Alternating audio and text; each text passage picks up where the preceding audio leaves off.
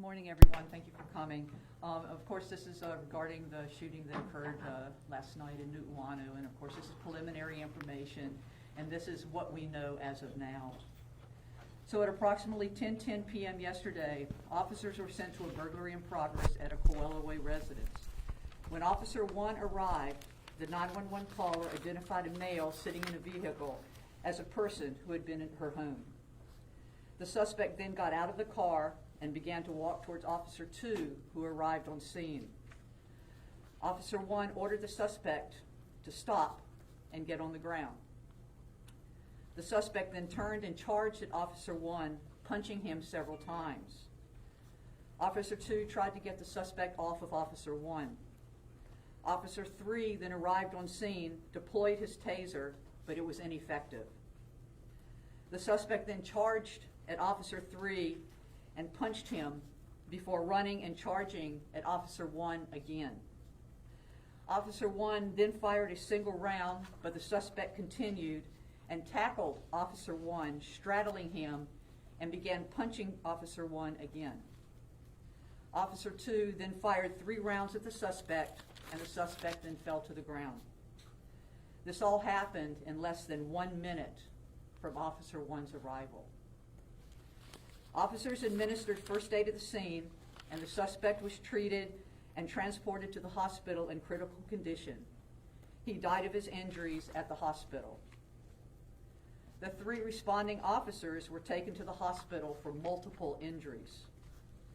The first officer to arrive has multiple facial fractures, a concussion, and injuries to his arms and legs. He remains hospitalized. He has 23 years of service. The second officer suffered multiple injuries to the body, arms, and legs. The third officer had a concussion in addition to multiple abrasions to the body, arm, and legs. They required medical treatment and have since been released. They have 18 and 10 years of service. At this time, the suspect's identification is pending with the medical examiner's office. We believe that he's about 29 years old, and he does not appear to have a criminal record. And the 3 officers were wearing body cameras, and the footage is going to be reviewed to see what can be released. At this time, I'll take questions.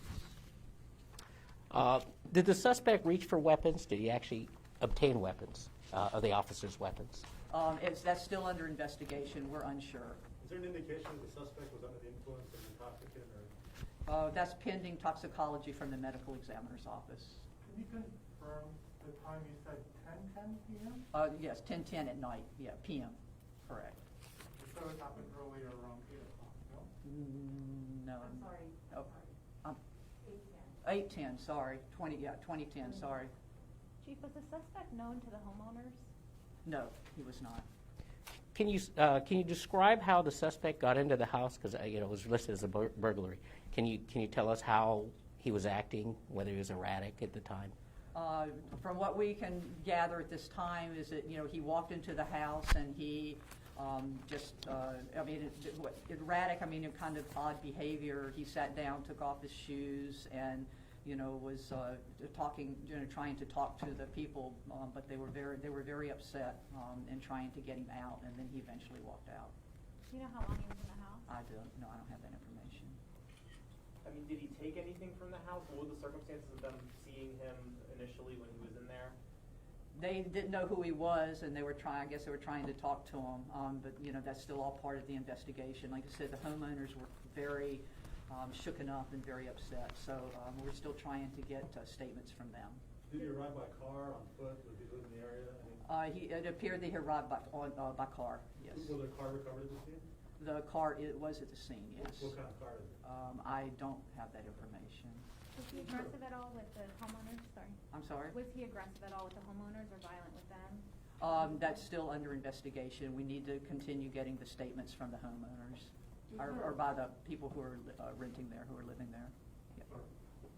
I don't know, is there a policy if a taser doesn't work, is it normal, I guess then you use a firearm as the normal procedure, or if there's another officer, they try to use their taser, or? It depends. That's a hard question to answer because every situation is different. And so they have to take in consideration everything, the circumstances, what's going on, and so that the officer makes a decision from that. So to say, do we have a standard policy, this black and white? No, we do not. It's up to the officer's discretion, and they're being at the scene and trying to figure out the basic of the circumstances. Are there taser cameras or body cameras of the incident? Yes, there is body-worn cameras. Yeah. And taser? The taser, I think, is a new taser, and we don't have cameras on the tasers anymore. Yeah. Is this going to be reviewed by either prosecutor or some different independent agency? This incident? They all are. So every single case is sent to the prosecutor's office. Anytime there's an officer-involved shooting, it's sent to the prosecutor's office for review. That's correct. Do you have a physical description of this guy? No, at this point, we don't. We're still, like I said, we're still pending, identification from the medical examiner's office. What was his race, the suspect? He appeared to be African American. And given that, is there any outreach or way that you're going to address? This is especially with what's been happening around the country in the last couple of weeks, to address this issue with that community, with the African American community and the greater community.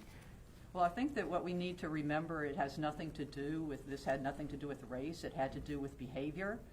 And the fact that this person seriously injured the officers and their lives were in jeopardy. It had nothing, like I said, it had nothing to do with race. It was the behavior of the suspect. Did the suspect say anything about what was motivating him? That's still part of the investigation. What is the condition of the first officer when he's hospitalized? He's hospitalized with numerous facial fractures. Serious condition? I'm not a doctor. I can't answer that. Okay.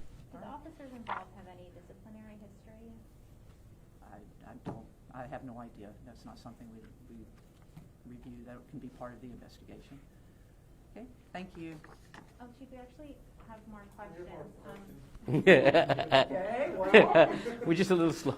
Well, do you have an update just on the shooting from last week with a 16-year-old suspect died? That one is still under investigation, and as you know, because juveniles are involved, it becomes even more confidential because of the ages of the folks who are involved, and also, too, because there was over 50 body-worn cameras that have to be reviewed, so that one is still under investigation. When will those be released? Once again, we're going to have to work with the prosecutors because there are juveniles, and there's a lot of protections for juveniles in our state, so we're going to have to work with them to see what we can and what we cannot release once the investigation is finished. Why doesn't the department release the names of the officers in each of these cases? For privacy purposes. Will those be released at some later time? I'm sure that they will be. Okay, are there any other questions? I have We talked about your decision for the park. We're here to talk about the shooting right now. Thank you. How many times was Sidecap shot? I'm sorry? How many times was Sidecap, the 16-year-old, shot? I don't know. That's part of that investigation. Any more questions regarding this shooting? There was the December shooting of Uimanu, which is there an update on that?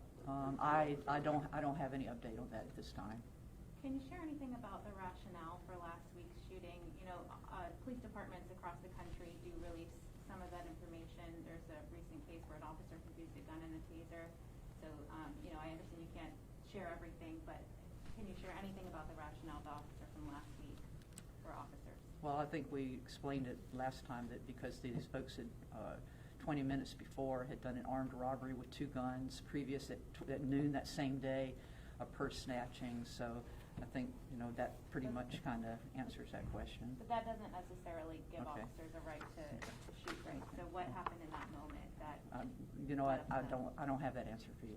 Any other questions? Okay, thank you.